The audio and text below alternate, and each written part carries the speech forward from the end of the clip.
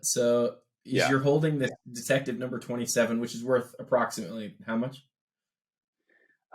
That one went for 1.2 million when it went up for Okay. sale. Yeah. So you got to read it, you got to hold it in your hands and I read the did. book. Yeah. Okay, so obviously, like, I think everybody who's listening right now is imagining I'm holding this thing that's super delicate, super fragile in my hands, and we've all like turned a page before and accidentally ripped it, right? Like when you're with a Yeah. textbook or anything. So tell us about this experience. You describe it as transcendent. Well, I feel like it would be super nerve-wracking and terrifying at the oh same time. yeah. Yeah, that's part of what spurs the transcendence is the release of adrenaline from all the worry that you're no, well, it's what you'll find is for people who interested in getting into comics, if you're going to be handling raw comics, it doesn't take as long as you would think to get an idea of what handling a comic is like how to handle them appropriately and to do it in a way that is not damaging to the book.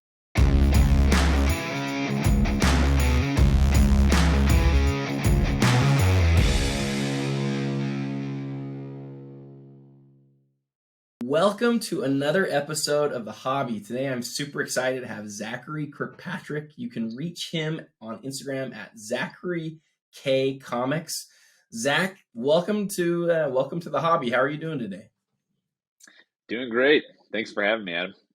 Dude, I'm thrilled to be able to learn a little bit about the world of comics. I told you in preparation, I know nothing about this world. I know we've seen some comics, some big books sold recently, and I've been able Yeah. to talk to a few people a little bit about them and learn a little bit of the sort of hobby lingo. But you're talking to a total novice today, and I hope you'll sort of like be willing to share. And I just wanted to Yeah. thank you for your time. So to start off the conversation, one thing that I've learned is that the hobby in the world of comics over the last few years has just really taken off. And so I wondered if you Yeah. could share any insert or any sort of like knowledge about like why that's happened.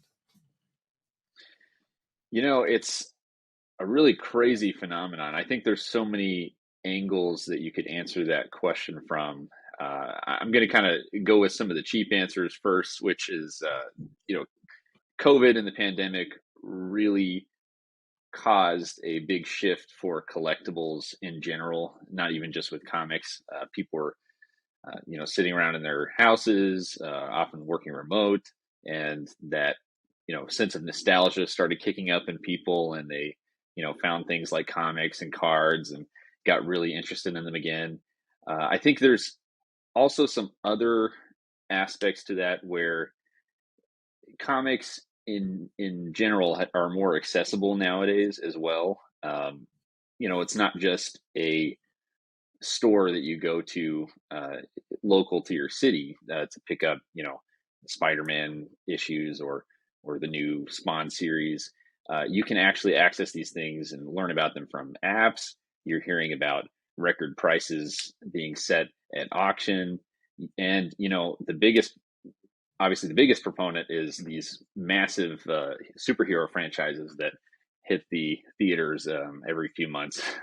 And that combination of nostalgia for people, the sitting on their hands, looking at alternative investments. We've even had some companies that are based around just fractionalizing these collectibles as actual investments, and that kind of accessibility has really opened up the door for people to invest in a collectible that's a very emotional thing to them and is very exciting for them.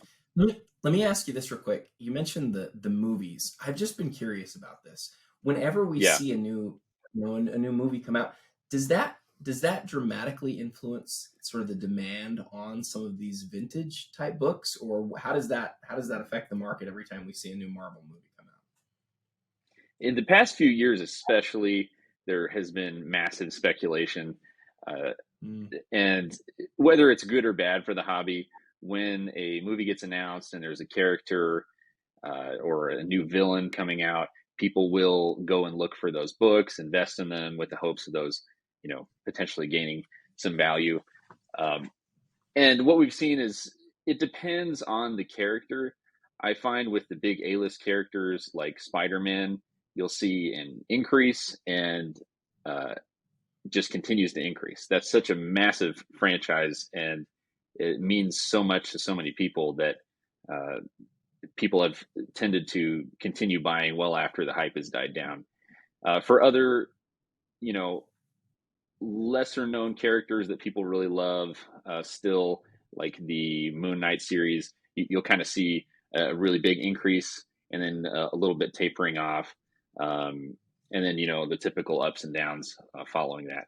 But definitely the movies are a huge driving force. I'm excited to see what the James Gunn hiring over at Warner Brothers is going to do for a lot of the DC Silver Age that we didn't see massive increases on in the last few years. Those were pretty stable. We didn't see them triple overnight like Amazing Fantasy 15, which is the first Spider-Man. But I'm definitely excited to see what that transition is going to do for DC overall. As I compare this to the world of sports cards, there are people who I think sort of look at cards as like a medium for investing in a player that's active. And then once that player is no longer active, it sort of changes the usefulness of the investment vehicle, the card. But that's one way that they move up and down. Once a card becomes like a player is not active anymore, there's a whole nother set of reasons why a card moves value. But I don't know how that might apply to comics. Could you talk maybe a little bit about what factors go into what causes an individual comic book to either gain in collectability or in value, or why it might decrease in value? I really appreciate that you asked that question, because I've had a lot of sports guys ask similar questions. Comics don't really operate the same way that cards do. I was talking to one individual about a Amazing Spider-Man 129, which is the first appearance of the Punisher, a few days ago, and he wanted to know the population on the particular book that was at auction. And the population on a book like that, with a character that popular, in a series that's that popular, I mean, there's going to be hundreds, maybe thousands in that particular grade, and even more than that above that grade. It was a mid-range, about a 6.0. But what I wanted him to understand was, for comics, what drives people to buy a certain book or to, really go after a certain character has not as much to do with the population as much as they just like this particular character, and it comes and goes in waves. That character is not always going to be the hot topic of the age, but a movie can help, boost that character a little bit. A new series that comes out, a new comic series that comes out that features that character by a popular new writer that reinvents the character. You'll see people getting excited about the original appearance of that character again. And you've seen that in history too. The version of Batman that we have nowadays is a very rough and tough, beat 'em up kind of Batman. That wasn't always around. And that version of Batman really came to, popularity with Frank Miller's The Dark Knight series back in the 80s. And that reinvention of Batman only helped make him more popular in the comic world. And also, his original appearances, all the issues pre 200 are obviously continued to go up and up in value. Is that the only thing that really matters in making a key book, or are there other elements that collectors should know about? It's certainly one of the more important parts of what you would call like a key comic. Oftentimes, key comic has been associated with first appearances, but it's much, much broader than that, especially when you get into the Golden Age. Towards the latter parts of the Golden Age, superheroes weren't as popular. It was a lot of detective stories, romance stories, even horror stories. And there's groups that form and they collect things that are still key books, but not necessarily for a first appearance. So an example of that would be, um, horror covers. Like there's people who collect skull covers, these really crazy designed skull covers that are pretty scary looking. There are people who collect, pardon the language, it's a term that's used, but bondage covers where it's like damsels in distress. Um, and there's people who collect comics that are drawn or illustrated by a particular artist. Some popular artists like Matt Baker is really well known for having vibrant covers, um, very well drawn uh, women romance covers, and LB Cole's another one of those guys. So a key comic is always going to be sort of the stuff that collectors look at, but it's a little more than just a first appearance. But a first appearance does form a majority of what people talk about when they say key comic. And yeah, especially for the superheroes, that's what's most important, are key events, key character appearances, etc. In a lot of ways, it reminds me again of sports cards. There's certain pictures or certain sets or whatever that sort of make a specific card worth more money, and it sounds to me the same. And I like the idea of collecting. You said like niche groups. You mentioned like by a specific artist or a specific thing on the front of the comic. I just think that's similar across all different types of collectibles. When you can put together a run or collect a set of some kind, I think that people find that interesting. I want to follow up with you on something though that I've heard a lot of people talk about, and I'd love to have you sort of define it to us. Excuse me. You mentioned Golden Age comics, and as I've seen the different comics that we've seen listed, I've seen Golden, Silver, and Bronze. What's the story behind that? So comics are sort of divided between these different ages, and it's very controversial to start talking about why they change. But just in general, the difference is these comics had big shifts during these different ages that just needs them to be divided that way. So for Golden Age, what really kicked that off was the publishing of Action One. Like you had Superman's first appearance. That's when you had the Golden Age of superheroes. All the big DC Golden Age heroes were introduced there. Wonder Woman, Batman, um, the Spectre, Doctor Fate. All those guys were introduced in the Golden Age, and it was a huge um, event for comics. Towards the latter half of the Golden Age, like I mentioned earlier, superheroes were kind of falling out of favor, and romance covers, cartoons, Mickey Mouse, things like that. Those were all much more popular at the time. When you got to the Silver Age, what really kicked off the Silver Age was an event where they were required to put something on a comic called the Comic Code.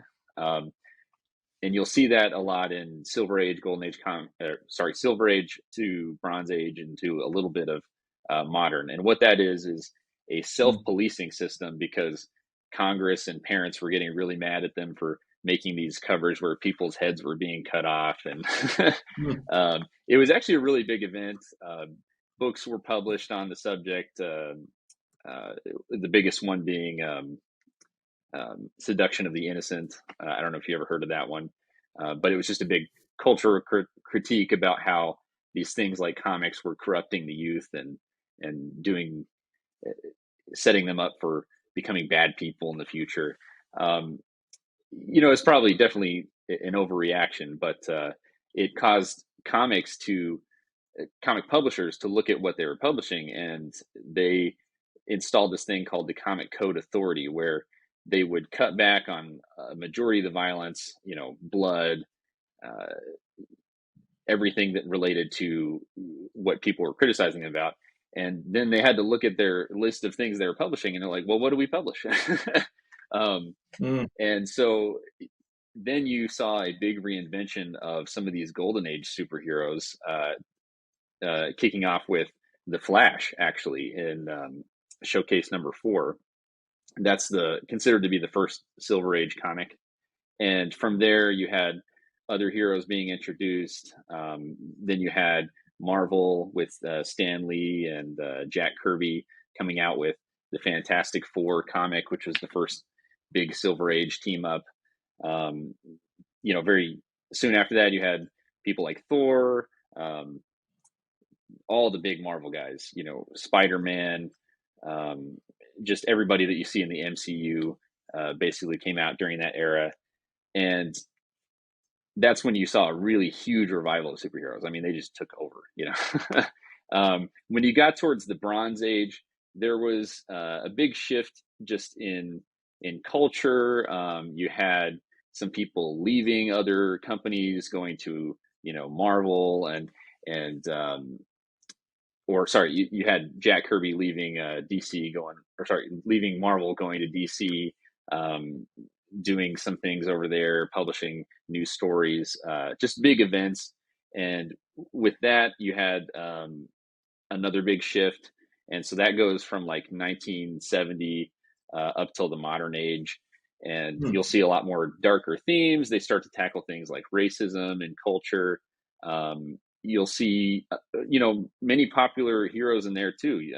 Moon Knight, Luke Cage came out. That was the first African American title to have, the first title to have an African American having his own comic, basically African American superhero having his own comic. Yeah, so a lot more, cultural themes being played out in the Bronze Age. Very very interesting shifts in history. So when I look at a comic that's at auction, and I see that it's from the 1970s forward, I can know that that's a Bronze Age comic book. What are there bands of time that are around the other two ages? Yeah, there's 1970 through 1980 is considered the Bronze Age, and then 1980, early 1980, you have something called the Copper Age. That's where you'll see big franchises like the Turtles book, the TMNT book that we sold in the premiere in December. That was in there, and onward from there is, to me, I just glaze over it as just the modern age, but there's little divides here and there. The big event for that one was DC's Infinite Crisis series. A couple artists in the 90s leaving and starting Image Comics, which, if you were a big 90s guy, you probably read some of these comics or heard about them, like Spawn, Young Blood. I was a big 90s guy, so that's the stuff that I read. When you wrote, yeah. So okay, so I'm just still trying to get like a clear picture of this. So let's start at the beginning. Let's just go back to the beginning. So Golden Age is from when to when? Golden Age is from 1938 to 1955. So in the 1938, that first book, that Superman book, that's probably why that's like the book, right? Because it's the very first, it's the beginning of comics as we know them, right? Is that fair? It's definitely the beginning of, the superhero genre in general, and really the popularity of comics going forward. There were comics a little bit before then, but not in the medium of how how they published Action One going forward. Like Comics on Parade was one of the first ones, but definitely Action One is probably the most iconic comic that has ever been published, outside of maybe some debates with Batman being a pretty iconic comic as well. I'm totally interrupting myself here because I wanted to go through like from all the ages and have you sort of define those. But like this is really interesting to me. You're saying there's this thing called Comics on Parade or something before the Superman. So why is it that Superman sort of gets the credit for being the beginning? Why don't people look at the stuff from before then? Well, they tested a lot of different mediums. What do you mean when you say mediums? What does that mean? Well, comics were going through a lot of different shifts. They didn't really know what what would work. Like More Fun Comics, for instance, first several issues of that are massive. Like those are kind of hard to put into a Mm. slab. But it's really hard to say. I want to say that it has more to do with nostalgia and collectible hobby forming in those earlier days. Because comic collecting is actually a really old hobby. It preceded grading, by just decades. And Superman having that really iconic sort of transcendence, because we didn't really have superheroes in the sense that we know them today before then. You had really Mm. popular stories. You had, John Carter, Tarzan, uh, really popular characters and stories, but you didn't really have superheroes. And it's something about superheroes is really transcendent almost to the two-dimensional piece of paper. I mean, and as they've reinvented these characters several times over to update them for more modern times, they continue to just be very inspiring to people and be very thrilling and interesting, and we see that play out in movies. You know, Let me interrupt. So this is so interesting to me. I think what I hear you Mhm. saying is that Superman is the first superhero, and the advent of the first superhero in comic form was really important to the hobby. And at the same time you had sort of this standardization of like size and what makes, you put your hands up like this, like what makes a comic book sort of became defined at that moment. They were similar sizes thereafter. Is that true? Am I saying something that's true there, or am I way Yeah, and you had um, really successful stories that people could come back to and pick up the next book every couple of weeks. And in the off? earlier days too, like for Superman, he wouldn't be the only story in that book. There would be several other stories. Sometimes it'd be like a cartoon. Um, it was almost like Interesting. a really big a really big comic where it was filled with a bunch of comics basically. Um, Okay, and so that gave them the first Superman isn't just Superman. Then there's a lot of different stories. Is that what you're right? Is that what you're saying? yeah, and that was pretty typical for the golden age because Mm. they wanted to fill these things up and make it worth the amount of money they were paying. 10 cents was a lot of money back then. um, and it gave people a reason to come back and buy more from this publisher, buy more from the newsstand, because they wanted to check out what the next Superman story was or what the next Batman story would be, because he got published not long after. Um, and as they got that feedback, like, oh, these characters are like the only reason people come back to these books, they started to feature those characters more on their own covers, and then they very quickly gave Superman his own title. He got his own title in Superman 1, very close to the publishing of Action 1. And from then on, it really solidified like these were going to be the mainstays of this company going forward. Batman, same story. He got his own title pretty close to after his first appearance. So again, just make sure I get it straight. Action One is the first appearance of Superman, not Superman One, Yep. which came later, and that's probably Yeah. similar for a lot of these guys, where they show up in a specific comic that's sort of like I don't want to say generic, but a group, like sort of a group of stories in within the same Yeah. book, and then later, as these guys get more and more popular, they get their own books. Is that right? Yeah. Yeah. Cool. And That's awesome. like it was hard for them to tell if a character was going to be popular right off the bat, so they couldn't Sure. just make Wonder Woman comic. They would usually try them out in another title, and so a lot of these first appearances are not going to be Batman 1. His first appearance is in a Detective Comics 27, and it's not going to be exactly number one for each of these characters. So it's very So interesting, yeah, how they Okay, how they did that. so a Detective Comic 27, then, I would imagine, is one of the most important comic books ever made, maybe even more important than Detective Comics #1. Is that right? Mhm. That's Yes, so and interesting.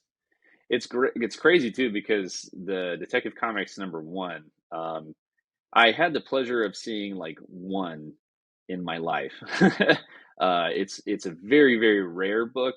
It's not particularly desired as much as the Detective 27, but it's much rarer. Yeah, and it's funny to say that because the Detective 27 itself is an incredibly rare book. I mean, I think there's less than 50 blue labels on the CGC census last I checked. So it's a very very rare What's book. what's worth what's worth more, the average Detective #1 or the average Detective #27?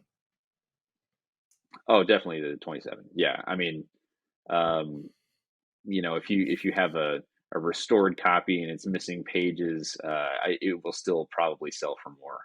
It's just that iconic, you know. Um, I mean, which one would Because you of rather Batman. have? You know? Yeah, Yeah. absolutely. Yeah, Awesome. That's great. Oh, dude, that's great knowledge. I love that sort yeah. of stuff. Okay, so I've totally interrupted you like 17 times in this process, but No, it's let's go yeah, back real quick. You've got 1938 to whatever for the gold, and then whatever for the silver, and then bronze, and then copper, and then modern, and then you've got the time before 1938. So, super succinctly, how would you sort of like describe the whole era, year from era to era? Like, how would you just tell people like when they're looking at auctions that is from the whatever era?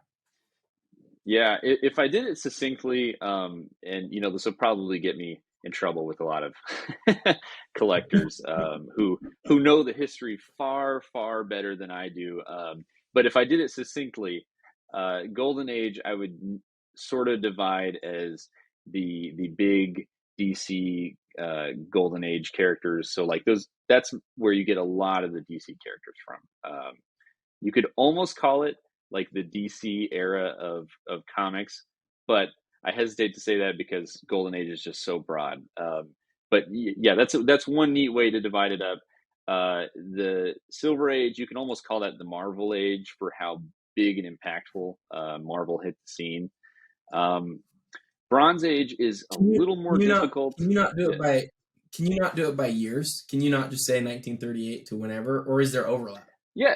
Oh, sorry, you wanted me to do it by date? Yeah, if you can, if it's possible. Yeah, that helps me a lot more. Yeah, so that's Golden Age 1938 through 1955, Silver Age 1956 to 1969, and a little bit of 1970, but we'll just say 1969. Bronze Age 1970 through 1980, and then 1980 onward for modern. So, okay, again, relating this to sports cards, right? So, I'm a Yeah. big basketball card collector, and I will tell you that there are like elitists in the world of sports cards or basketball cards Mm, where if something was made between 1997 and 1999, it is from the late 90s, it is revered. If it's from one of these specific sets, it can be worth just so much money. But then there's this thing that happens where year after year, there's a lot less sort of demand for these cards. In fact, if mhm. you see that card get into the 2000s, it's like there's a lot of people that sort of won't even be interested in it just because it's made that year or two later. And Yeah. they won't really say that, but really that's what's happening. People are looking at this specific couple of years where it's like stuff is highest in demand. I wonder if that same thing happens in comics. I wonder if there are people who are like, listen, I am a golden age collector. I am only going to collect from 1955 to 1969. Do you see that, or is that just something that sports cards guys are doing? You definitely get guys who are, we'll call them passionate about certain eras. I find that there is a lot of people that get really deep into Golden Age that sort of just stick with it because it's so broad and there's so many different niches that are collectible in there, and it's very thrilling too because there's stuff that's being discovered all the time too. Like there's covers that we've never seen before. Somebody stumbles upon it and ends up finding one. So that can be a little elitist, but yeah, they're definitely passionate about it. You find a lot of the Silver Age collectors are people who were either original owners of these books, or they were just very impacted by these stories, or their dad or uncle collected, um, and those will be kind of uh, less elitist because there's just more of it available. So Mm. there's not as much to tout in front of somebody unless you've just got like the highest graded whatever. um, There's yeah, that takes me to another really interesting sort of topic. Actually, before I hit that though, I want to hit a few other yeah, things for sure, and I want to not miss these things. So the next thing I want to turn to is condition and grading. As yeah. a card collector, super comfortable with the idea of like the different elements of cards that are looked at. What are the most important elements as people look at a comic book? What are the most important elements of the condition, and how would you describe those? And as sort of as a follow up to that, Beckett has historically had four subgrades. There's surface, which Mhm. describes, as it's stated, the surface of the card. Centering, the edges, and the corners. Those are sort of the subgrades of the card. Do comics have something that's similar that you should look at when you're looking at buying a book? Yes, and I don't know how to divide it into just four, but Sure. definitely things to look at, because cards are just two dimensional, so you have to look at things like centering, because it's two sides. Like there needs to be more to go on than just like, is there a scratch on it? For comics, they're a much more multi-dimensional item. But having said that, the things that you should look out for, first of all, is the book complete? Like, are all the pages there?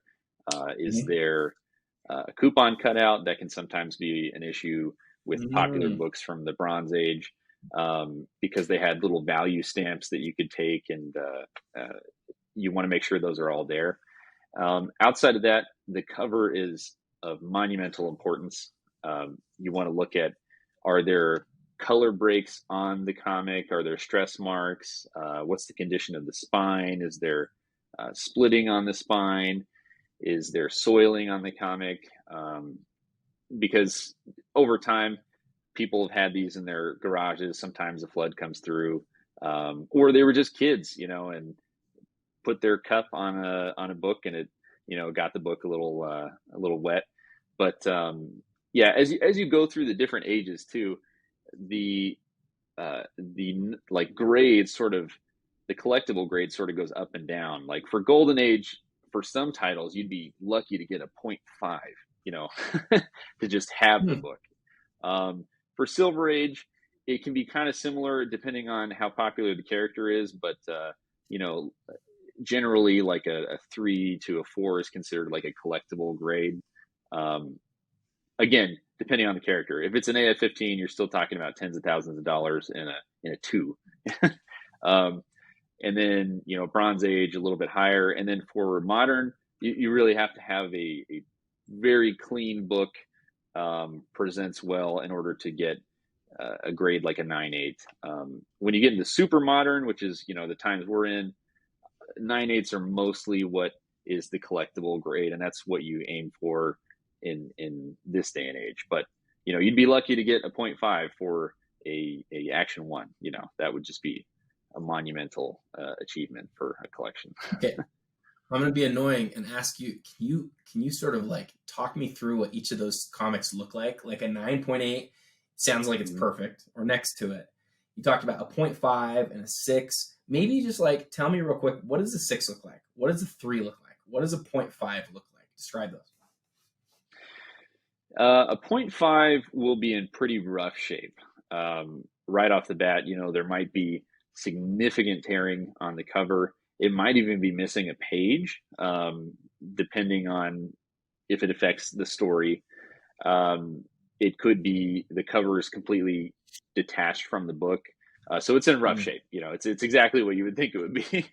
um, for mid grades, it will be in really presentable condition. It's not going to have chunks of the book taken out. It's going to present really well, but you will notice significant stressing, often color breaks. So that's where, you'll see on especially a cover like, I've got one here. This is on these kind of covers where it's like all black around the borders, a stress line will be very visible because the color break will just immediately shine through. So that will affect the grade a little bit more. And then for 9/8, it generally has to be pretty perfect. I use that term loosely because there's allowed to be some factory defects, but outside of that, the book needs to be in really, really nice shape. No bends or creases on the book, and that's what you aim for, honestly, for a modern book. But again, I'm not trying to be elitist about it. Like, there are some books that are so rare, even for modern, that I'd be happy to have a 7 or a 5. Yeah, so it just depends, but in general, that's kind of how books like that will present. Again, there's so much common ground between the comics and cards. You talk about like a specific book being rare. There's two ways that it can become rare. It's rare based on its condition, or it's rare based on how many of them were printed. And when you talk about condition, it's clear to me that there's two different types of condition elements. There's condition elements that came from the factory that way, and then there's condition elements that come from people sort of reading or enjoying the book, or damage coming like after production. And that's all. It's all exactly the same. It's exactly the same. Yeah, that's interesting to see too, because I've noticed, with cards, we talked about earlier with centering before the video started going. It's starting to become more relevant for comics too, because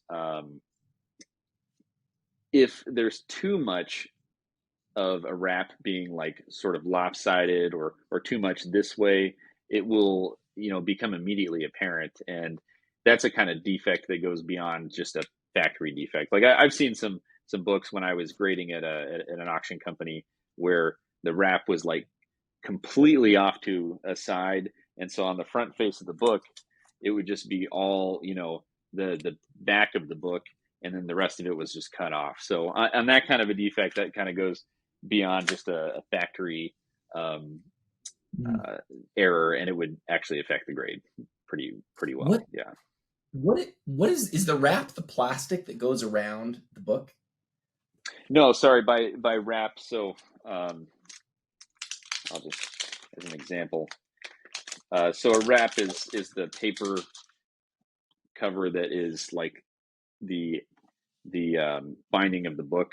So each wrap will, on the inside, will be 2 pages, like the internal wrap, the first page, the last page will be the other part of the wrap. They're like big sheets, and then they fold them inward for comics. Yeah. Okay. So when you're missing a page, when you're missing a page from like a golden age book, oftentimes it'll be the centerfold, and that's where it goes around and has the staple there. Oftentimes that will be the reason why there's a missing page. I would guess that part of the reason for that too might be that the manufacturers or the printers created that centerfold sometimes to even be removed from the book. Like, it could create a poster or something like that. But I was going to say, I remember when I was growing up that like the bag on the book seemed like it was really important that it was there. Are this is probably a dumb question, but are comics ever graded with the bag, or are they always removed from the bag to be put into the slab? They're typically removed, and that's a more recent phenomenon too. They weren't traditionally put in bags, but if they have like a card, they did a lot of that in the 90s, man. They did everything to sell books. They put, shiny cards of characters in the bags, or did special promos. So typically those are removed, but I have seen a few where they preserve the bag. But typically like 95% of the time it's removed before grading. And even having the bag doesn't guarantee you a high grade. It's more just the condition of the book on the inside than anything else. There's so many other things I want to talk to you about. We've already hit the amount of time that we wanted to, but I want to hit a couple things before we end. The first is, I know you're passionate about your collection. Tell us about your 5 or maybe your 3 to 5 favorite books in your collection. Let's see. Um, it's going to surprise you. I was never traditionally a big superhero guy, so I tend to like books that align with franchises that I loved as a kid. Um, my favorite book is probably going to be Godzilla #1. It's a Bronze Age book, and it was based around the character Godzilla, obviously, and that's a big character for me because as a kid, I wasn't allowed to watch a whole lot of rated R movies and the things that were big with kids. I wasn't even really allowed to play with Pokemon cards, but they would let me go to Blockbuster and rent things like Godzilla, and I watched them so many times. So that was a big character in my childhood. Outside of that, um, I like the Alien franchise a lot. That means a lot to me and my wife. We named our daughter Ripley. That's Sigourney Weaver's character in the movie. I love that franchise. The Predator franchise. I have here too. It's just a unique book that I like, but it's Blip. So it was a really early Marvel video game magazine, and this is actually the first appearance of Mario. Weirdly enough, Oh, that's Mario and so Donkey cool. Kong. Yeah. What year is that? What year is that from? This one's from '83. So the first appearance of Yeah. Mario is from 1983. That's I love that. The thing In a that in a comic book. Yeah. yeah, in a comic book. The thing that so there's so many questions that I could go off of there, but the thing that like really comes to me right now is that book is, and this is something we don't deal with cards. Um, that book is encased in the slab, and it prevents you from seeing the Mario. Right, you can't open Yeah. it up, and you can't see it. Is there controversy with that? Are there collectors that don't like slabbing because it prevents you from being able to actually look at the book itself? Yeah. Interestingly enough, my old manager, the last company that I worked at, he actually preferred his books in just regular Mylar, which is the little plastic. So he would usually crack his books out and put them in Mylar. Um, as far as is it controversial, it was controversial when they first started grading the books. The thing that I enjoy about comics versus other hobbies, though, is I can crack the book out, I can read it, and I can reasonably expect the same grade if I send it in. Obviously, if Mm, I damage it, etc., that's going to affect the grade. But overall, the grading is pretty in tune, so you can actually enjoy these books if you want. And I've had the pleasure of reading a Detective 27 that actually ended up getting graded like a 4 or 5. wow. Very, very transcendent experience, for for the love of comics, but sending that book in and getting it back, you could crack it out, you could read it, send it back in, and reasonably expect the same grade. So that's what I love Are about you this hobby reading? versus cards. I got to drill into this a little bit. So, is Yeah, you're holding the Detective number 27, which is worth approximately how much? that one went for 1.2 million when it went up for Okay. sale. Yeah, So, you got to read it, you got to hold it in your hands and I read the did. book. Yeah, Okay. So, obviously, like, I think everybody who's listening right now is imagining I'm holding this thing that's super delicate, super fragile in my hands. And we've all like turned a page before and accidentally ripped it, right? Like when you're with a yeah. textbook or anything. So tell us about this experience. You describe it as transcendent. Well, I feel like it would be super nerve wracking and terrifying at the oh same time. yeah, yeah. That's part of what spurs the transcendence is the release of adrenaline from all the worry that you're. No, well, it's what you'll find is for people who interested in getting into comics, if you're going to be handling raw comics, it doesn't take as long as you would think to get an idea of what handling a comic is like how to handle them appropriately and to do it in a way that is not damaging to the book. I mean, you could even kind of roll them a little bit and not seriously damage the book.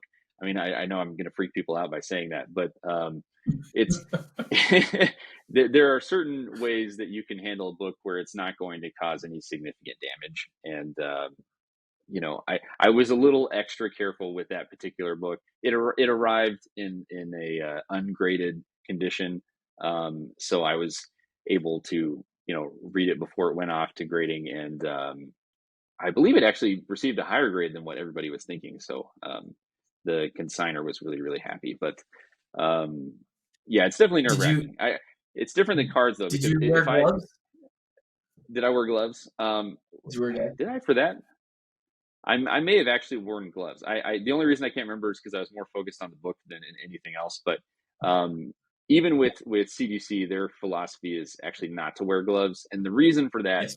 is because you can't tell how much pressure you're applying to things like pages when you're wearing a glove. Um, Mm. so it's the same with cards. I feel, but maybe they use gloves more often, I think, for fingerprints. um, but yeah, that's generally the philosophy is not to wear gloves. I did here and there for cards and comics when I just didn't want to get my fingerprints on them, and I imagine I did for that book too. I was more focused on actually reading it. Well, Zach, again, it's been awesome having you here. I've got one last question, but before I ask it, is there anything else that you want to sort of plug or let the viewers know about before we go?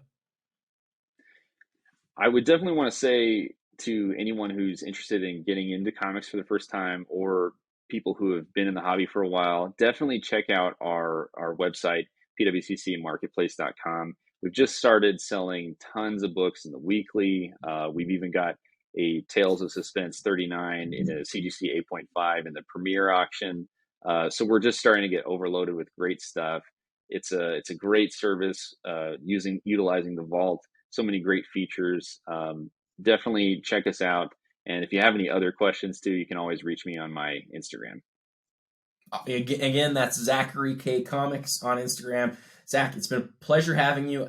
I've saved the hardest question for last, and I haven't really warned you that I was going to ask this question in this way exactly. So, if you don't want to count down from 5, that's okay. But why don't you Yeah. leave us by telling us what are the 5 most iconic comic books across all ages ever made? Go. Oh man, very controversial question. I'm going to do it in no particular order so that I save myself from all the No, you controversy. got to go 1 through 5. You got to go 1 through 5. Okay, okay. We'll start with 5. Do you need a sec? Do you want to write them down just to make sure you get it all right? Take a sec to write down if you want. It's fine. I'll just kind of glaze over them. Hulk 181 is I believe right there in the top 5. That's the first appearance of Wolverine. The development of that character and love of that character in both the comics and the movies has been so powerful that that particular book is always in high demand. People always want it. Doesn't matter what grade it's in, um, and it's one of the most graded books in CGC of all time. So that has to be in there. I don't think a lot of people would disagree with that one. Let's see. Next one. Hmm. Oh man, this is tough. I would say let's go with Amazing Spider-Man 300. A very similar reason. Not a particularly expensive book, considering the others on this list, but it is a very, very desired collectible item, as the first full appearance of Venom, illustrated by Todd McFarlane. There's a lot of things that represent that sort of era in comics for Spider-Man. A lot of themes. That's kind of my era too, as well. And for we'll call them the new age of collectors. That's a very important book. Um, for number 3, 4, 5, I should probably stick to Golden Age. So I'm going to say, let's go with All-Star 8. That's the first appearance of Wonder Woman. And for being a female superhero, back in the 40s, people probably assumed that, you know, it was very patriarchal and all these things. It was not really the case. It was a very forward-thinking writer and a very popular female character, and she eventually got her own comic book as well. So that's a big one there. And these last two, I just have to put them in this order because of you know, the history of it. But Detective 27, I would call as number 2. That's, you know, the first Batman, and it's sort of become such a huge cultural icon. It's their most important property right now at DC. It sells the most comic books. I can't think of another character that would drive people to the box office faster than a Batman story. It doesn't matter how many different people play him, people want to watch it. Very compelling villains as well. Joker, you know, Two-Face, Bane, like just so many different characters throughout time that have caused serious, almost existential philosophical questions in people. You know, Batman, the guy who can't seem to you know, do what should be obvious, which is get rid of the villain. Instead, he sticks to his morals and does the upstanding superhero thing. And then, of course, you know, Action 1 has to be first. It's really the first big superhero book. It's the first superhero book as we know them. And superhero is just the hero for other heroes. Like he goes beyond just being somebody to look up to. He's the guy that all the other characters look up to. So I would definitely put his book first. And, you know, as far as the hobby goes, it's one of the most important books of all time, and it's why that book and that character will always be the more record-setting book. Yeah. So, you know, in the end, we talked earlier about how there's different reasons why a book might be collectible, and we talked about them for a while. But in the end, you look at the 5 most iconic as I pose the question, and you go the first Superman, the first Batman, the first Wonder Woman, the first Venom, and then, you know, the first Wolverine. And so I wonder, you know, again, that's super. It's what we saw when we did the Iconic 100 in sports cards.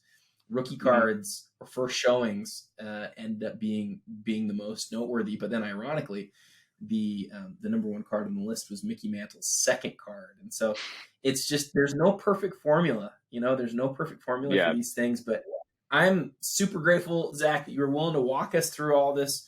Again, want to thank you today for teaching us about comics. I think, you know, your passion for it is awesome, and appreciate you also plugging the auction there at the end, and appreciate for PWCC for really like providing us a platform to have this conversation today. Hope everybody has a great day, and until next time, happy collecting.